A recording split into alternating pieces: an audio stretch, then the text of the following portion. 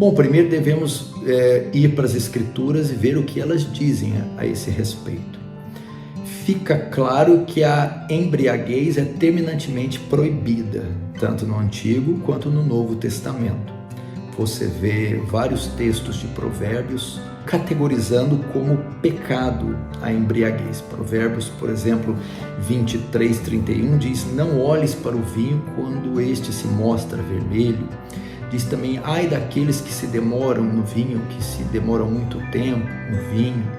No Novo Testamento nós temos Gálatas capítulo 5, dizendo que a embriaguez é uma obra da carne, é pecado. Romanos 13:13, e o versículo clássico de Efésios 5:18, dizendo: não embriagueis com vinho, que há dissolução, né? Porque o embriagar vai levar à dissolução, à devassidão. Então, nesse sentido, é proibido a embriaguez, ela não cabe ao cristão embotar os seus sentimentos e assim perder seus reflexos, sua razão, protagonizando cenas escandalosas e atos pecaminosos. Mas um outro dilema que surge é que há muitos cristãos entre nós, principalmente os aqui da igreja brasileira, que veem uma dificuldade em ingerir álcool mesmo em pequenas quantidades. Nós temos uma classe que consome com moderação e outra que não consome de maneira nenhuma. Mas o que a Bíblia diz quanto a apenas o consumo moderado? Nós olhamos para o Antigo Testamento e vemos que na cultura judaica o consumo do vinho, o consumo da bebida alcoólica era normal, era comum. Nós vamos também para o Novo Testamento e nós vemos também que o vinho era utilizado em muitas ocasiões e até em rituais religiosos. E temos vários textos no Antigo Testamento mostrando o consumo do vinho e também no Novo Testamento. Então parece que a Bíblia não é um livro abstêmio, ela não proíbe o consumo de bebidas alcoólicas com moderação, apenas a embriaguez. Mas isso vale para os nossos tempos, para os nossos dias. Seria correto então apenas não se embriagar e usar a bebida com moderação? As palavras mais usadas para vinho é oinos e en.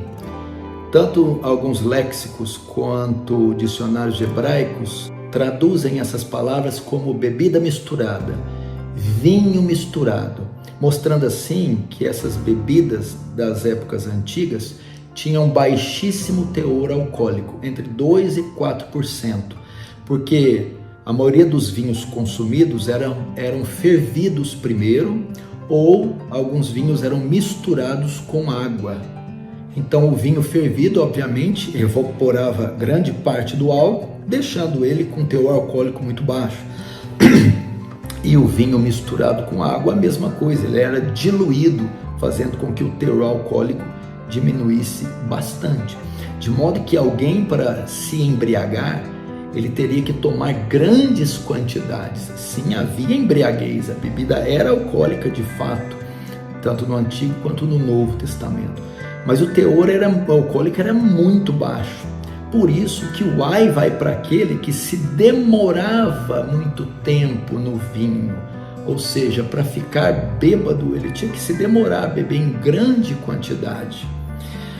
Isso, dessa forma, mostrando dessa forma que a bebida que eles consumiam na época de Jesus não é a mesma bebida que nós consumimos. Na época ainda não havia sido criada a bebida destilada. Foi 1.200 anos depois de Cristo que se cria a destilaria, né? Onde as bebidas alcoólicas vão passar por uma mudança drástica. E aquilo que era 2 a 4% do vinho diluído, 2 a 4% teor alcoólico, e nas fermentações, o máximo que podia atingir a 14%, com a bebida destilada nós chegamos a 40% de teor alcoólico, por exemplo, nos uísques, e algumas bebidas chega até 70% de teor alcoólico. mostrando que não é a mesma bebida que nós consumimos.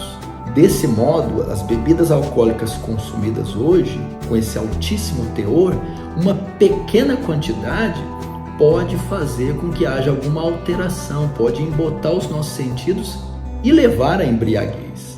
De modo que parece que um copo ou dois de cerveja já é suficiente para você ser pego no bafômetro. Então, a relação com bebidas que têm um altíssimo teor alcoólico dessa forma, nos dias de hoje, se torna perigosa, porque qual é o limite de cada um entre o apreciar com moderação e a embriaguez, visto que se tratam de bebidas riquíssimas em álcool? Então, você começa a ter uma relação muito arriscada com esse tipo de bebidas. Ficou claro que a Bíblia não proíbe a ingestão de bebida alcoólica, apenas a embriaguez, mas eu gostaria de colocar alguns pontos e dar um conselho defendendo a abstenção total de bebida alcoólica. É apenas um conselho que eu quero dar e mostrar as razões por que eu acho que o cristão não deveria se envolver com a bebida alcoólica em nenhuma medida. Esse é o primeiro ponto que eu gostaria de considerar. É que nós, na nossa nação, vivemos em um contexto de uma igreja majoritariamente abstêmia, que vê a relação com a bebida alcoólica algo pecaminoso. E Paulo vai dizer para que eu respeite a consciência do irmão mais fraco. E se eu fizer qualquer coisa que escandalize a consciência do meu irmão, eu estou pecando e levando ele ao pecado. Paulo fala isso no contexto de comer carne sacrificada a ídolo. Ele diz que por causa do meu irmão, nunca mais eu comerei carne. Então, nesse sentido, a ingestão de bebida alcoólica por parte de alguns irmãos pode levar esses irmãos a escandalizarem.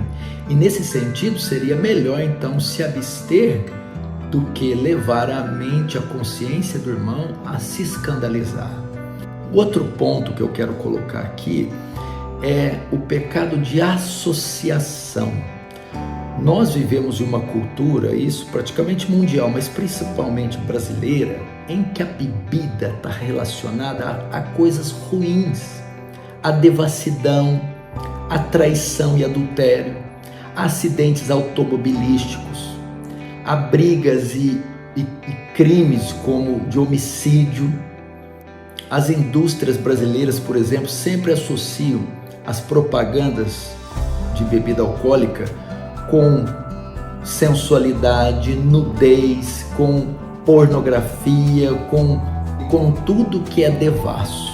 Então a bebida está associada a isso. Eu, por exemplo, vim da Itália recentemente e lá a bebida, culturalmente, ela está associada a outra coisa. Você vai em qualquer casa de família, em um almoço, você vai ter a salada, a carne, as massas e uma taça de vinho, que é como se fizesse parte da dieta, é consumida ali como um alimento.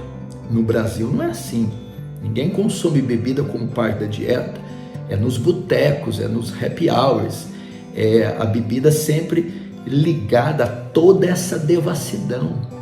Portanto, isso faz com que o cristão não deva se associar com um tipo de elemento ligado a toda sorte de devassidão. Quarto ponto. Hoje essas indústrias e essas vinícolas, por exemplo, produzem sucos de uvas naturais de altíssima qualidade, que tem todos os benefícios, o sabor, os nutrientes, tudo aquilo que pode nos favorecer tanto no sabor, no prazer, quanto na saúde.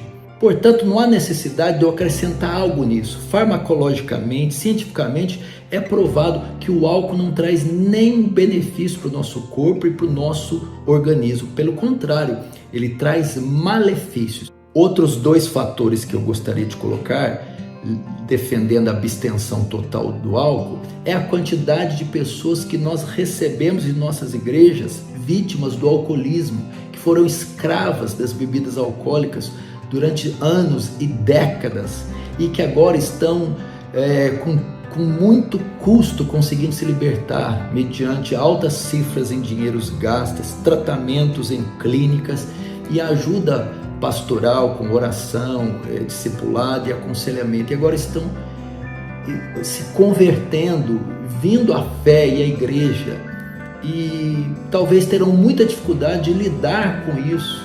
Então, para proteger essa quantidade enorme de dissidentes ou de viciados no álcool que estão chegando e se libertando, eu também aconselharia a abstenção total. E o outro caso que eu disse é dessa quantidade também de irmãos que estão vindo de outras denominações, vindo de outras culturas e contextos pentecostais ou neopentecostais, que dentro dessas denominações nunca ingeriram bebida alcoólica e agora talvez não saibam lidar com essa liberdade. Muitos de fato não sabem lidar e acabam fazendo o uso inadequado da bebida alcoólica, acabam ultrapassando a sua liberdade, a sua permissão para ingestão moderada. Nesse sentido, eu queria aconselhar os irmãos, novamente, é um conselho meu que eu dou a você. Eu respeito os irmãos, os pastores amigos meus, que têm uma posição diferente, têm respaldo bíblico para isso, são exemplos na sociedade, são exemplos de homens, pastores e pregadores, mas eu prefiro dar esse conselho, levando em conta o nosso contexto cultural e os tempos difíceis, urgentes, os quais nós vivemos. Deus nos chama para lucidez, para sobriedade e para não vivermos em teias perigosas de tentação.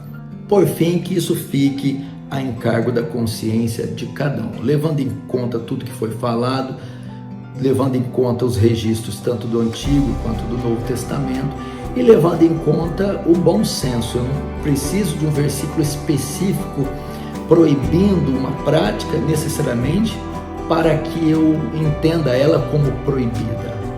Eu levo em conta também o bom senso, eu levo em conta as mudanças culturais, sociais, industriais. Tudo isso deve ser considerado para se proibir alguma coisa. Então, levando em conta toda essa evolução histórica, social, cultural, industrial, eu entendo que hoje na nossa cultura, a cultura brasileira, seria melhor se os cristãos se abstivessem, ficassem longe de qualquer tipo e qualquer quantidade de bebida alcoólica. Esse é meu conselho, faça bom uso dele. Deus abençoe, um grande abraço.